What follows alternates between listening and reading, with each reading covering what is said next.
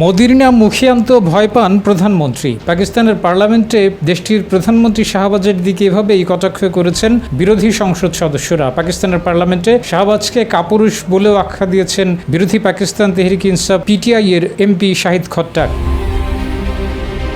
শাহিদ খট্টাক জানান, ভারত বা ভারতের প্রধানমন্ত্রী নরেন্দ্র মোদির বিরুদ্ধে এখন পর্যন্ত একটা বড় কড়া বার্তাও দিতে পারেনি শাহবাজ।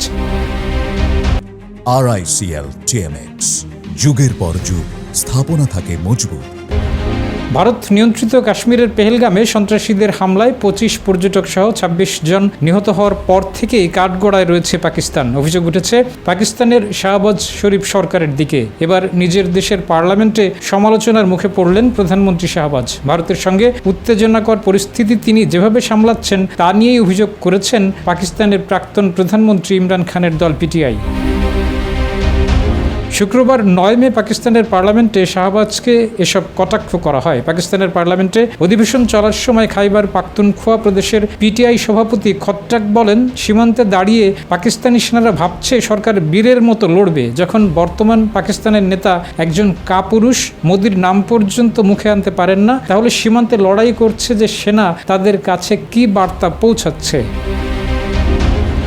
পেহেলগামের হামলার পর 7 মে মঙ্গলবার গভীর রাতে পাকিস্তানের জঙ্গি ঘাঁটি গুড়িয়ে দেয় ভারতীয় সেনাবাহিনী। ওই অভিযানের নাম অপারেশন সিঁদুর। এরপরে বৃহস্পতিবার রাতে ভারতের সীমান্তবর্তী এলাকায় ড্রোন ক্ষেপণাস্ত্র হামলার চেষ্টা করে পাকিস্তান। ভারত দাবি করেছে পাকিস্তানের ছোড়া ড্রোন এবং ক্ষেপণাস্ত্র আকাশেই ধ্বংস করে দিয়েছে ভারতীয় প্রতিরক্ষা ব্যবস্থা। পিটিআই নেতাদের দাবি, পাকিস্তানের বর্তমান পরিস্থিতি মোকাবেলার জন্য ইমরান খানকে প্রয়োজন। পাকিস্তানের আদালতে ইমরানের জামিন আবেদন জানিয়েছে তার দল। শুক্রবার এই আবেদন জমা পড়েছে ইসলামাবাদ হাইকোর্টে। তারপরেই পার্লামেন্টে শাহবাজকে একহাত নিলেন পিটিআই এর এমপি। বছর 2 হয়ে যাচ্ছে ইমরান খান পাকিস্তানের রাওয়ালপিন্ডির আদিয়ালা কারাগারে বন্দী অবস্থায় রয়েছেন। তার বিরুদ্ধে দুর্নীতির অভিযোগ রয়েছে, যদিও ইমরান খান এসব মামলাকে রাজনৈতিক উদ্দেশ্য প্রণোদিত বলে জানিয়েছেন।